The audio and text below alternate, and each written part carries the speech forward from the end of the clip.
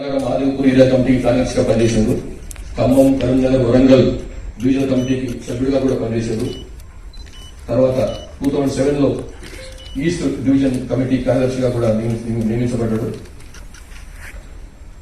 2015లో BSc పూర్తి చేసిన తర్వాత నర్సరావుపేటలో ఎల్ఎల్బీ కోసం అని చెప్పి గుంటూరులో చదువుతూ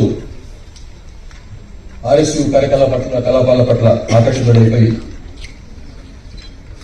యూజీ అయిపోయినాడు.